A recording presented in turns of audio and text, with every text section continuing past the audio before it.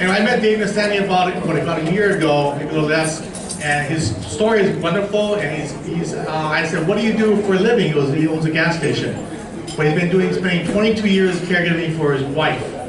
So Dave's got a great story and he's a great presenter, and he'll give you a lot of interesting things to think about. He also has written a couple of books. The last book was It's My Life Too, which is an excellent book. I actually gave it to my neighbor who's actually taking care of her parents, and she brought it back she read it within a day. And she said it's the best book that she's ever read about caregiving. So anyway, Dave Nassaney.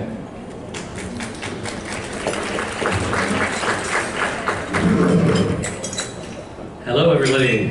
Aloha.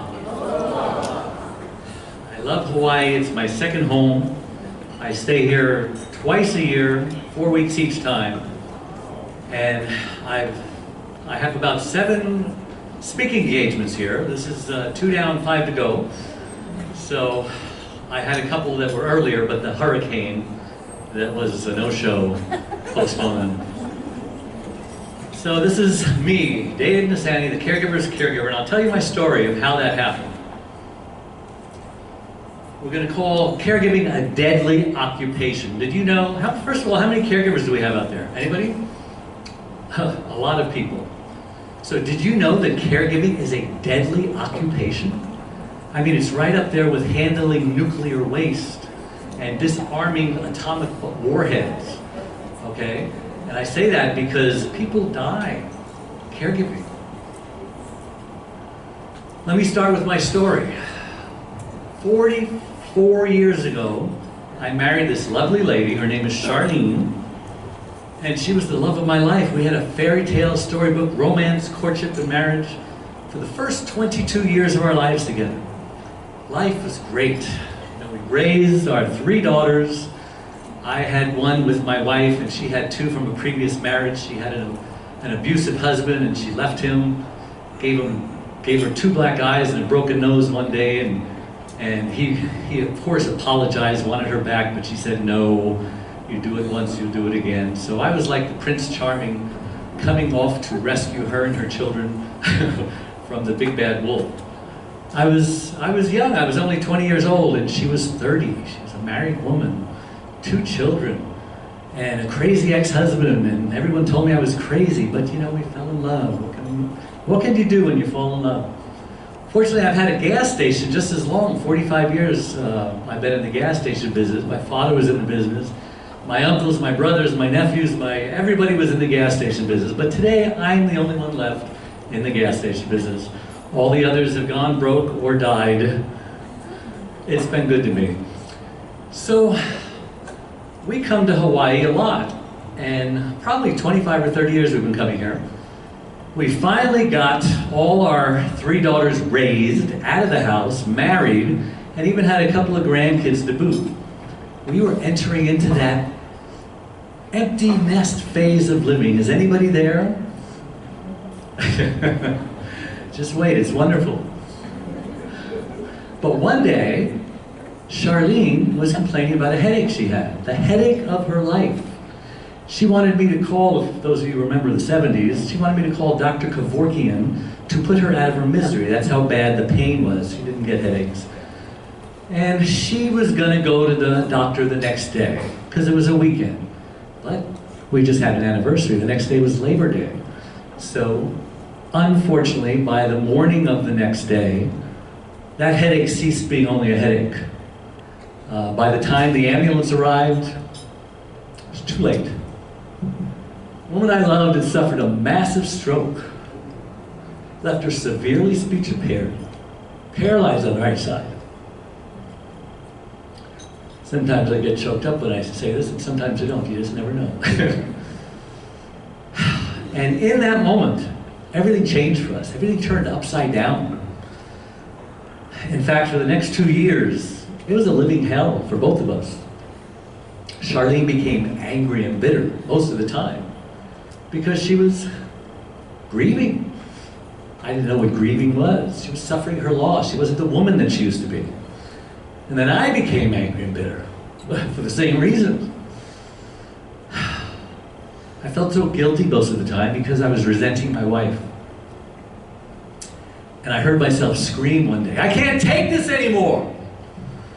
So I did what I do. I sat down and I wrote her a letter. I was going to tell her. I said, "Charlene, why are you so mean to me? It's so hard being your husband, taking care of you 24/7, not getting any crumbs of appreciation in return or love. I know it's hard on you, but you're making it even harder on me to take care of you. You know, I just don't think I can be with you anymore. I mean, I'll take care of you financially. I just can't be with you." You know, I picked up that letter. I read it over and over and over again. And I just couldn't give it to her. I mean, don't get me wrong, I wanted to love my wife. I wanted to be that loving husband that I was 22 years earlier. But she was making it so hard. I didn't even know how to care for her needs anymore. Frankly, I didn't know if people wanted to. I didn't know if there was any hope for us anymore. But then, I found a card in my pocket. It was inviting me to a caregiver support group. I don't know who gave it to me or where it came from. All I know is somebody must have given this to me because they thought I needed it. And I figured, what have I got to lose? So I went. And everything changed for me. I met people there just like me, burned out caregivers. And I didn't even know what a caregiver was. I learned that if I didn't take care of me, I couldn't take care of my wife. You know, the airlines tell us that in the event of an emergency, put your oxygen mask on first before you help your loved one with their mask. I remember that. Well, so I decided to take care of me. I was going to be totally selfish, just going to take care of me so I could take care of her. Take it day by day, week by week, month by month, year by year. And after 2 years, I realized that I was able to change. And to my amazement, my wife started to change. She started becoming her own self again. Slowly at first. But now don't get me wrong, she still can't talk, but she can communicate non-verbally through Pictionary and charades, two games that I suck at and I hate, but I'm learning to love, I think. And she still can't walk, but she has this high-tech Japanese wheelchair that's four-wheel drive, and it goes up to 10% grade, and it goes on sand and grass and gravel, and it goes faster than me, and I have trouble keeping up with her. But she decided, because she's a woman of faith, that she was going to invent herself. She figured if she's still on this earth, God must not be finished with her yet. So she decided she's going to do everything she did before. And that was a lot. I mean, you talk about an overachiever. She was Wonder Woman and Martha Stewart all rolled into one. She was an interior decorator, a gourmet cook. She put on dinner parties, made ceramic dolls. She was a wedding coordinator. I mean, you name it, she did it. She can put Martha Stewart to shame. And then one day, I realized that there are so many other caregivers out there that are feeling pain and suffering, going through heartache, and they're feeling lost and alone. I didn't want them to hurt anymore. I didn't want them to give up like I almost gave up. If I could just teach them what not to do, what I didn't do, because I made all the mistakes, then they'd be better off. So I became Dave the Caregiver's caregiver.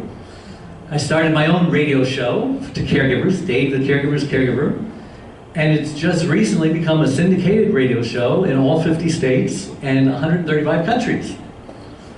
I've also written my third book. It's My Life Too, a bestseller, How to Prevent Burnout. And basically it says reclaim your caregiver sanity by learning when to say yes and when to say no. Talks all about boundaries and stuff. On my national book and media tour, which I'm still on from a year ago, I've spoken on 24 morning shows all across the country on network TV, from Hawaii to Washington, D.C. I've spoken at Harvard 3 different times, sharing the stage with Suzanne Summers, George Ross, And you probably know who this person is, Caitlyn Jenner. Very interesting person. I gave her a copy of my book. Turns out she has elderly parents, and she's a little concerned who's going to take care of them when they get older. He's 68, they're in their 80s and 90s. I've also spoken at NASDAQ, and they put my picture on the Jumbotron in Times Square. Thank God somebody was there to catch that picture and made it a business card. So cool. I've got future events. I'm scheduled to speak at Mercedes-Benz, Coca-Cola, and West Point Military Academy. Don't ask me how. God opens the doors, I just walk through them. Because I'm just a gas station owner, right? And resume is not on, caregiving is not on my resume. Did not prepare for that. So let's talk about the bad news now.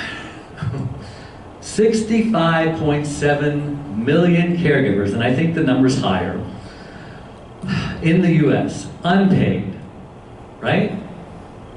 And 30% of them, statistically, will actually die before their loved ones do. Can you think of that? If you were all caregivers in here, this section of the room isn't going to make it. But the rest of the section, the lucky ones, well, they're just going to be sicker than the ones they're caring for, eventually needing a caregiver of their own. I know, some things are worse than death, don't you think? That leaves those two tables over there are the only healthy ones here, 10%. And things are getting worse. There's a shortage of caregivers, even before they kill themselves.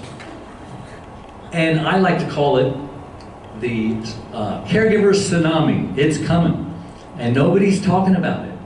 It's like they're barely talking about Medicare and Medicare and Social Security.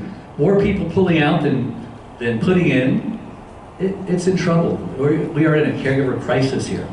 Not only are caregivers not growing as fast as the baby boomers who are getting sicker and falling and having hip replacements and getting Alzheimer's and dementia and COPD and Parkinson's, and the list goes on and on and on.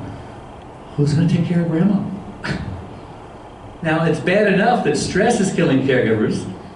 AARP and United Hospital Fund did a study of 1,677 caregivers. They found roughly half of them felt down, depressed, and hopeless just within the past 2 weeks of the study. How many of you people out there have felt down, depressed, and hopeless? You know, with all the recent suicides in the news lately, whenever there is depression, we must always ask, is suicide far behind? There is a higher incidence of suicide among caregivers. There's a shocker, huh? Depression is a place that we have to look at, because most people who take their lives are first depressed, right? Let's go back to this guy, Anthony Bourdain. I wish I was him. He looks great for his age. He travels the world. He eats exotic foods. He's on television every night. But he killed himself. Was he depressed? Didn't anybody see it? Robin Williams, Kurt Cobain, Kate Spade. Here's a trivia question. Let me lighten up the mood here. So far, everywhere I have spoken, nobody has gotten this answer correct. But we have a big crowd here. What do all of these celebrities have in common? So you got the Fonz, you got Dwayne The Rock, you got Hillary, you got Queen Latifah, you got the First Lady Rosalind Carter, you've got Joan London, Paul McCartney, Mrs. Arnold Schwarzenegger, I don't think she uses that name anymore, and Debbie Reynolds. Anybody? Just scream out the answer if you have it. They're caregivers. Oh my gosh, you win the prize.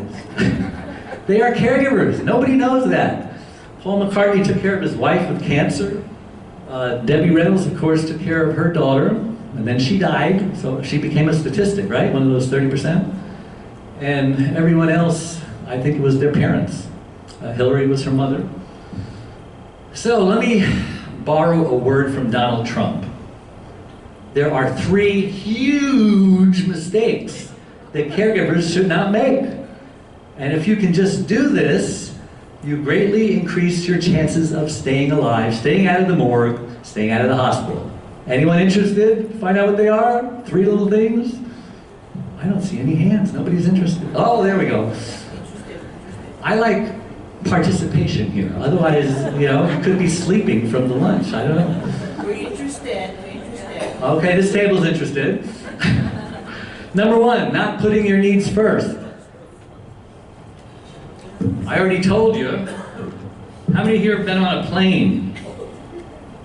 Right, what do they tell you? In the event of an emergency, oxygen mask will fall. Take your mask, put it on before you help your loved one with their mask. Hello? What an amazing metaphor for all of life. Take care of you first. Not out of selfishness, but out of survival. Where's my remote? The second biggest mistake caregivers make, they don't know how to ask for help. Now, everyone's got one of these, right? It's called a cell phone. You turn it on, you punch in the number. Hello, Mom! I need help! Grandma's driving me crazy! Call your brother, call your sister, call your mother's ex-wife, call anybody to get over that silly notion that if you can't do it all by yourself, you're a failure as a caregiver. That attitude will kill you. Third biggest mistake caregivers make is they let people just heap on the guilt like they were stacking pancakes. You know, there was a show, well, not too long ago, about a caregiver. And he was taking care of his elderly father, and he was in the junk business. Anybody remember that show?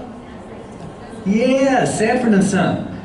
Fred Sanford was notorious for guilting his son Lamont into doing all sorts of cockamamie, harebrained schemes they had no business doing, and it went something like this. Oh, it's the big one. No, son, really, it's the big one. Elizabeth, I'm coming to meet you, honey.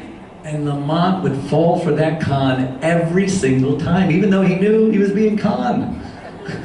Caregivers are the same way.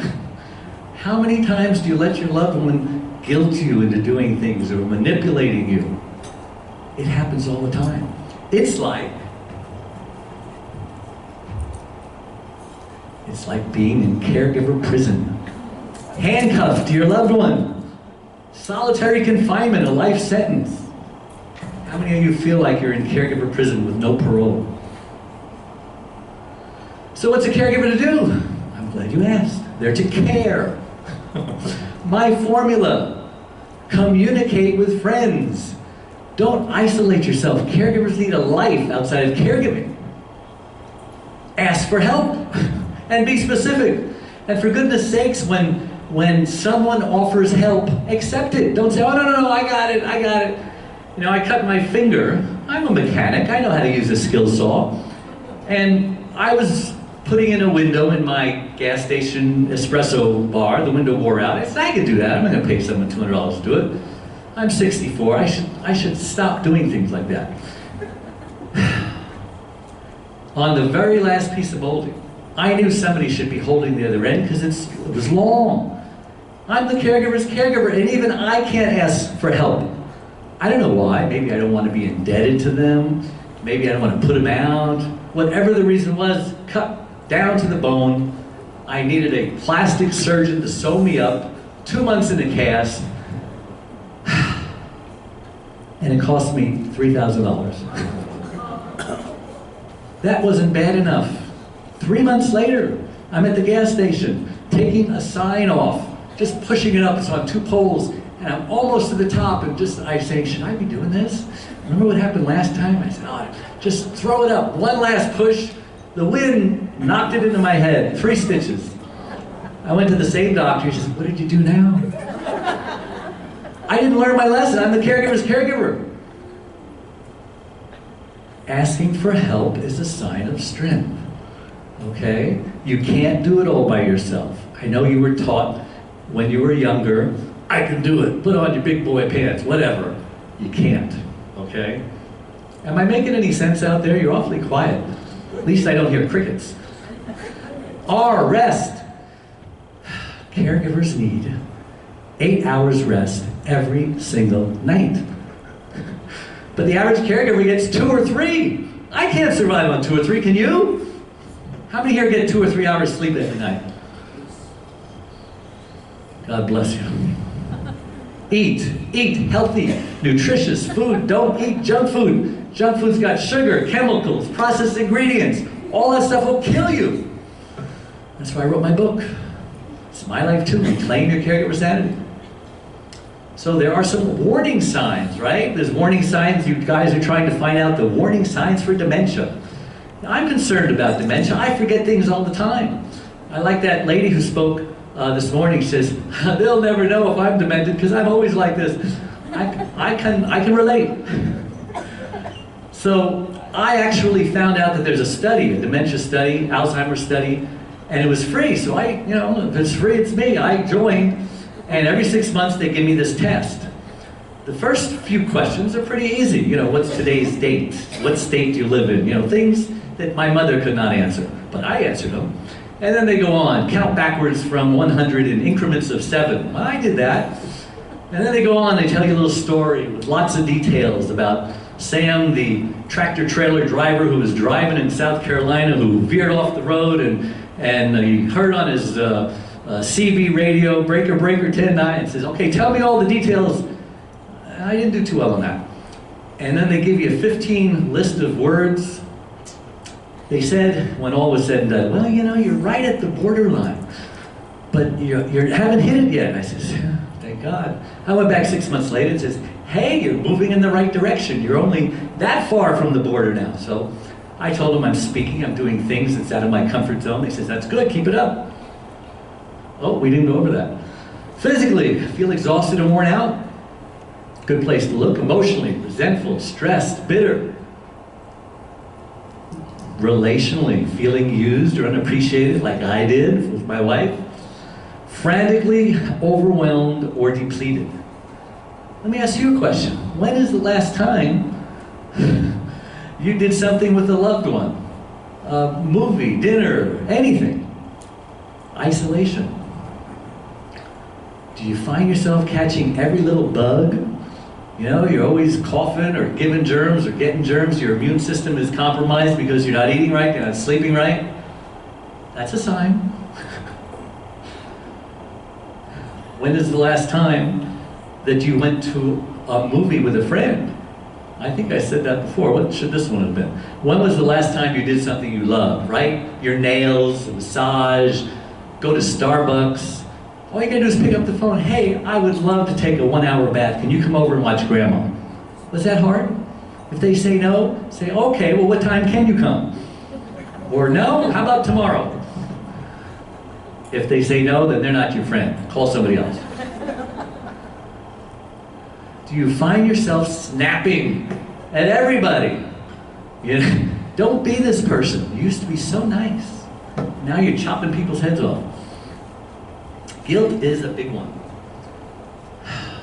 How many of you, well, I know I'm not really talking to a caregiver. This is my presentation to caregivers, so I have to remember you are all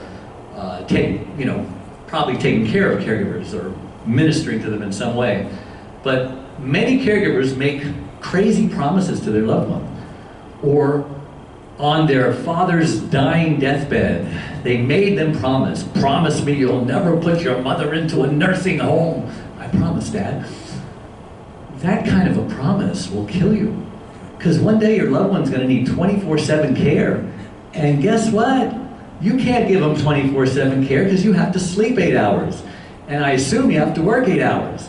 So if you made one of those promises, go back and renege on your promise right now. It's okay to change your mind about a promise, isn't it? Right? He goes, hey, I know I promised this, but I'm going to change it because that promise will kill me. You don't want to kill me, do you? No. Well, here's the new promise. So just erase that one. My promise is I will give you the best care possible. You could do that. And if that includes a nursing home, then do your homework and find the best nursing home out there. We did that with my mother. It's not easy finding a good nursing home. 9 out of 10 of them I wouldn't put my cat in. But we found one about 30 miles from our house, but you know what? It was more important that she have a good place than we have a convenient place. And I found a world famous artist. Her name is Margaret Susan, I can't remember her last name, see? But she had her paintings on exhibit here in Hawaii. And she had a stroke and she lost her memory for 1 year, but it all came back. But she's still there because she's afraid she might have another one. You're 50% likely to have another stroke after the first one. My wife's very fortunate because it's been 22 years she has not had another stroke. I think she'll outlive us all.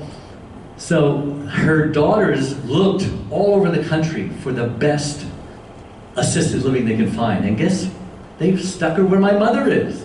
So we really got lucky. How do you find a good nursing home? First of all, you don't announce that you're coming. You just show up. They don't expect you. And you go, give them the sniff test. What's it smell like? Urine? Bleach? Hospital? Then go down the hallways and see where all the wheelchair people are. Are they just littered in the hallway, looking at walls, staring into space? Or are they doing bingo and yoga and Wii and activities? You have to do your homework. You can find that needle in a haystack nursing home. So get over the guilt. Guilt will kill you. Guilt's like a dirty diaper that you leave on you. It just burns your bottom and it's very painful. So use a disposable diaper. Support. I don't know how anybody can get along without support. I couldn't. You need a place to dump on people. And there's no safer person to dump on than a caregiver because they'll try to one-up you. Oh yeah? Well, what do you hear what I went through? And they're actually having fun doing this. But if you dump on your friends, they're not going to come around anymore. And then you don't have any more friends. So you want to be nice to your friends, uplift your friends, call them up, hey, let's go to a movie. Don't wait for them to call you. They need to know that you're going to be a positive person. You're not going to be a Debbie Downer caregiver, you know? Caregivers are so unorganized, right? That person who says the sign of a sign of a clean desk is a sign of a sick mind. And, you know, an unorganized person said that, obviously. They're losing prescriptions, they're losing telephone numbers, they're missing doctor appointments. They are so unorganized. And so I developed a website to help people get organized, to help people learn how to delegate. Journaling. How do you think I got 3 books? You start with journaling. Journaling is a great way. Like I wrote that letter. I don't know what I'd do if I didn't write the letter. I might have just told her and then I might be divorced today. Who knows? Thank God. Put your thoughts down on paper. And one day, you may have a book. Writing a book is not that hard these days. Anybody can do it. If I can do it, anybody can do it. Or you might get a radio show. Help caregivers. If I did it, believe me, it's easy. So I wanted to help caregivers, because as you know, caregivers don't listen very well. I know that only two-thirds of the people who read my book will follow the advice and get better. But I've given up on the third. I have 35,500 people on my Facebook likes. And I've heard enough stories from people who argue with me. You know, caregiving can be fun. No, it can't be fun. You know, I change diapers. Have you ever changed a dirty diaper that's on the ceiling? I said, yeah. Not with my wife, fortunately, but I have had 3 children. So I wanted to put together a package. Now I discovered that when somebody doesn't pay for something, like coaching, I'm a coach, I gave away free coaching and this website free for 5 years. And a lot of people put a value on that. And you know what the value was? 0. Because they didn't pay for it. They didn't have any skin in the game. So I've learned, and any coach will tell you, that anyone who receives free coaching, they put a value on it by what they paid for it. If they paid 0, then that's what it's worth, 0. All those people who just stick it on the top shelf and forget about it. So I came up with a website, a membership website. I came up with a number that I thought caregivers could afford, $97, right? Sure, caregivers are always saying they're broke and they can't afford this and they can't afford that. But you know what? If they had to spend $97 on their loved one for something, if it was their birthday or whatever, something always comes up. They find the money from somewhere. So I'm trying to help them to spend it on themselves. Because a lot of them think that they are less important, less of a person than the one they're caring for. They would gladly give their life for that person. But guess what? There's nothing wrong with throwing your body in front of a moving vehicle to save the life of your loved one, but that's not what they're doing. They're just drip, drip, drip, slow suicide, right? And their loved one does not want them to sacrifice their life for another. Jesus did that. Nobody else has to do that. So this is a page of my website, caregiverdave.com. And it's got so many resources and tools. I can't go into all of them right now, but these are just some of the pages. We like to say, learn how to thrive as a caregiver, not just survive. Because surviving is okay, but who wants to just survive, right? Life is hard enough without just surviving. We want you to thrive. We want you to be happy. I'm happy. My wife is happy. Everyone who looks at me, who doesn't know me, says, oh, that poor guy, you know, married to this woman, she can't talk, she's in a wheelchair. How do you do it? And I look at them like, say, you know, I don't kind of look at it as a problem. This is just a new normal. You know, I think I have a normal life. It's just a new normal life. And it's all about attitude. Attitude will change your perspective. So I've got my radio show on there. I've got blogs. Join a Thrive community. What is that? Just a lot of different things on the bottom. All the Thrive support. I won't spend too much time on this. These are articles. We've got thousands of articles. I mean, you will find something that you're going through right then and there. Just thumb down through the radio shows, thumb down through the blogs. We've got a Facebook page that is a community. You put something on there, and you have other people who are reading it. So, oh man, I went through that too. You know, it's a support group. When I had become a caregiver, there really wasn't an internet like this, and I really couldn't do anything like this online. I had to actually get in my car and drive 10 miles to St. Joseph Medical Center because there was a support group going on there, and my wife had to get ready, and the caregivers went in this room, and the survivors went in that room, and they would all talk about each other, and they'd feel better when they went home. This is so easy. There's no excuse for a caregiver to not be in a support group. So my first book is about my story, One Arm, One Leg, 100 Words, Overcoming Unbelievable Hardships. Just tells the story of how we survived, why I'm still here with a smile on my face, why my wife is in her hotel room at the Outrigger Reef overlooking the ocean with a smile on her face. This is the latest book, Reclaim Your Caregiver Sanity. This book isn't just for caregivers. I tell people, send this book to anyone you know who's a caregiver, and you just might be saving their life, right? Everyone says, oh, they're so hard to buy for. Well, you know, it's easy to buy for caregivers. You get them a book that's going to help them, or you get them a membership to a website that's just 100% support and accountability, and people who are going to encourage them and pick them up when they're down. And coaching is the importance of. Some people are so messed up, you know, from previous baggage, and now because of the baggage that they had with their mother, for example, because 80% of caregivers are women, you know that, and a lot of those women are having to care for their mother, and it's just hell, especially if they have dementia, because all those issues from when she was 6 years old come up again, because, you know, she's going back in her mind, and she thinks that you are 6, and she'll treat you like you're 6, and that role reversal, where parents become the kids, and the kids become the parent. Coaching will help, and so I have a coaching program one-on-one. I have also group coaching. I came up with these Thrive Packs. Boundaries. You need boundaries in your life. If somebody keeps offending you, you got to get thicker skin, but the first thing you got to do is establish your boundaries. They offended you because they didn't know that they crossed the line, because you never told them there was a line to be crossed, right? If somebody gets you upset, it's probably your fault, because you didn't have that conversation with your loved one. For example, Mom, I'm going to be taking a break between 12 and 1:30 because I need me time, and I'll feed you before, I'll feed you after. Unless it's a dire emergency, don't bother ringing that bell, because I'm not coming. And they'll test it, just like kids test the boundaries. And the next day, Mom, remember I said that I wasn't available from 12 to 1:30. Now I'll do what you want this one time, but next time I'm not answering that bell unless you are dying. And next day it happens again, and you say, sorry, see you at 1:30. It just takes self-discipline. And it's a matter of life and death. It's either your life or their life. Do you really want to sacrifice your life for their life? I wouldn't.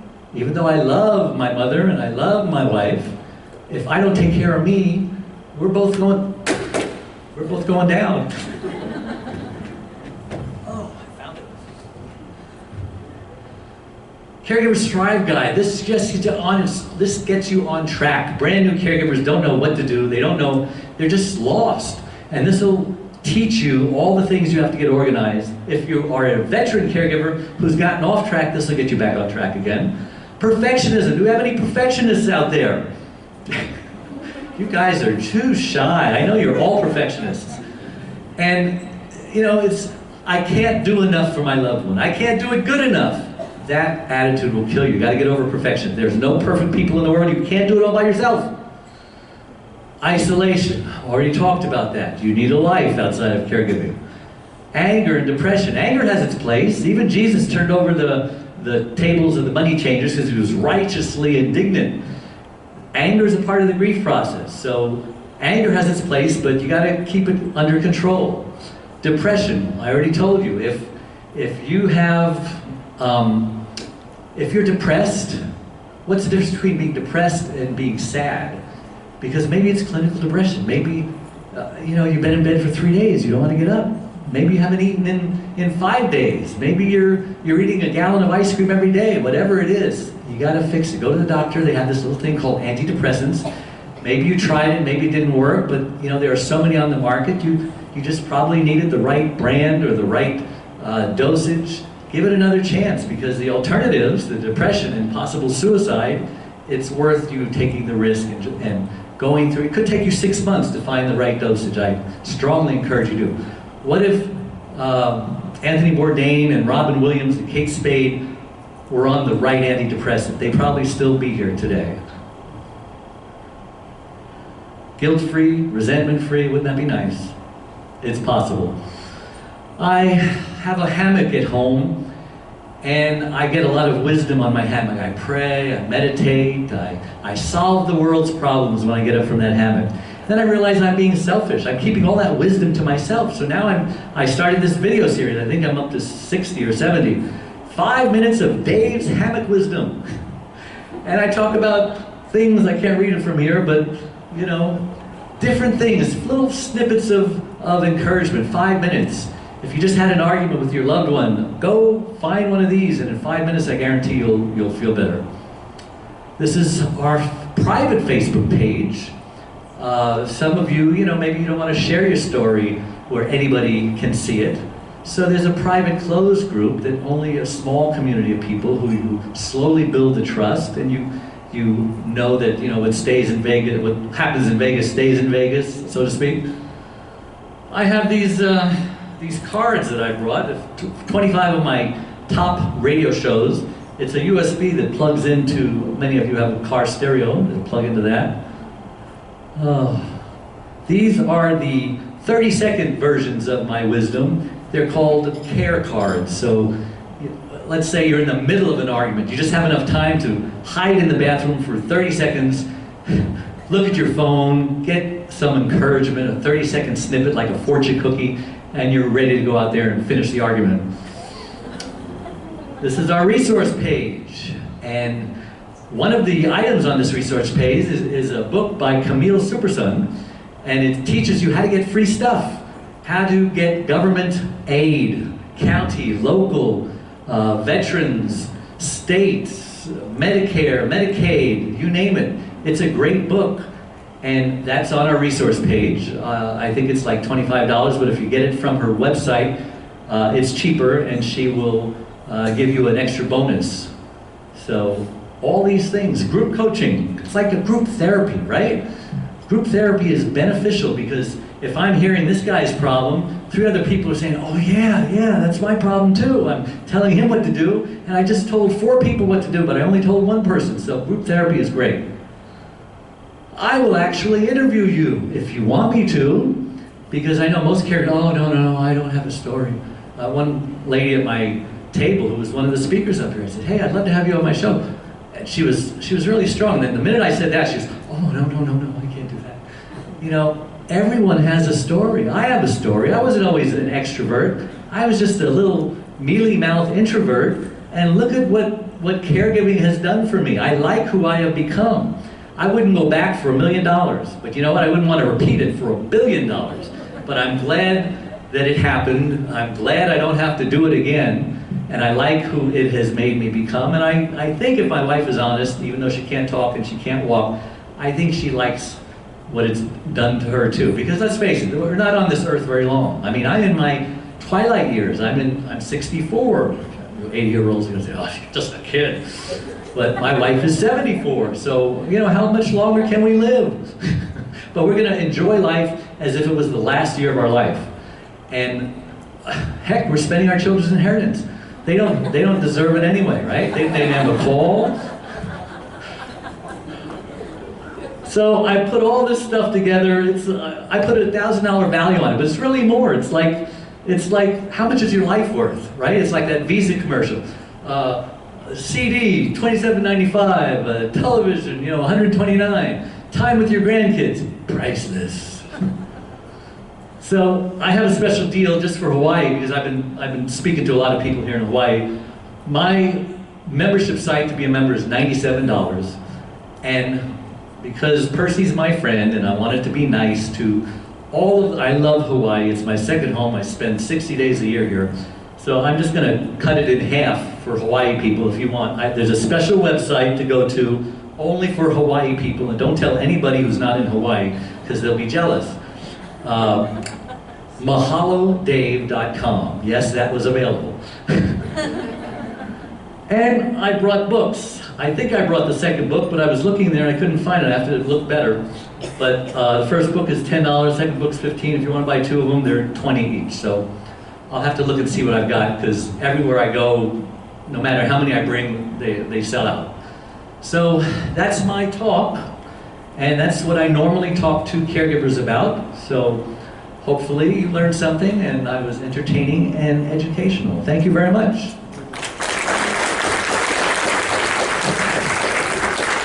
I don't know if we have time for questions. If we do, we can ask questions. If not, I'll sit down. Dave will be here all day, by the way. Yes, I see that. Are your books on Audible?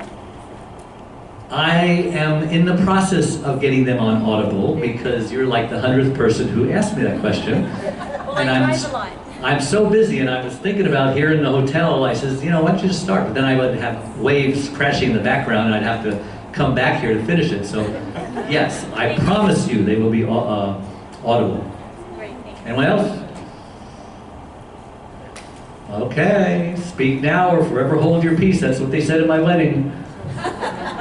Thank you. Thanks, Dave. You know, I've actually met his wife, Charlene. Actually, one of the first times I met him, and he's an amazing story because most caregivers I know have a very difficult life, depressing life, and you spend some time with them. They're all rushing around, they're disheveled, they don't take care of themselves, they don't eat well. You know, I have two neighbors that are taking care of their parents right now, and they look, I hate to say it, they don't look very good.